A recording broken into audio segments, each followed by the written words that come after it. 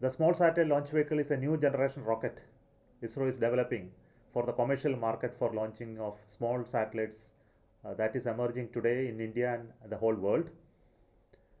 We are very happy to tell you that the first launch, the developmental launch of SSLV carrying two satellites, EOS-02 and ASADISat took place today. That's the 7th morning at 9:18 hours.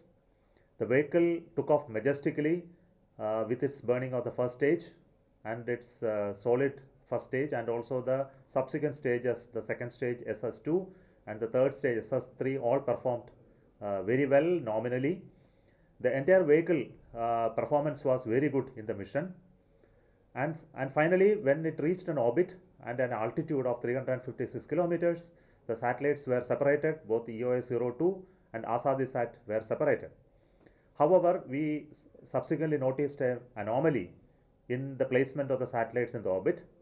The satellites were placed in an elliptical orbit in place of a circular orbit. The 356 kilometer circular orbit was our intended orbit, but it could place the satellite in an orbit of 356 by 76 kilometer, 76 being the lowermost point which is closest to the surface of the earth. So when you place satellites in such an orbit, the orbit will not stay for a long time.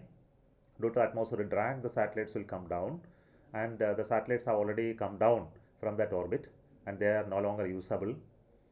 And we found that this issue related to the SSLV has been reasonably identified, but we will go deeper into it. It is primarily due to one of logic that exists in the rocket to identify a sensor failure and go for a salvage option. That means the system has a deficiency which we need to look at very carefully and correct it with regard to a sensor isolation principle. But for that problem, we couldn't see any other anomaly.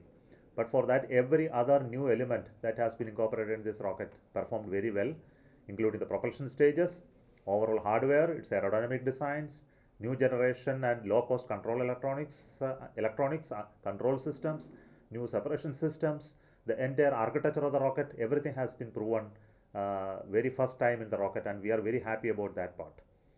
What we are going to do now is to identify this specific problem and why this isolation happened and why it went into a not acceptable orbit. We will go through a very detailed evaluation in days to come through an expert set of people who are working right now continuously from this point onwards, and they will come out with a set of recommendations which we can implement without any delay.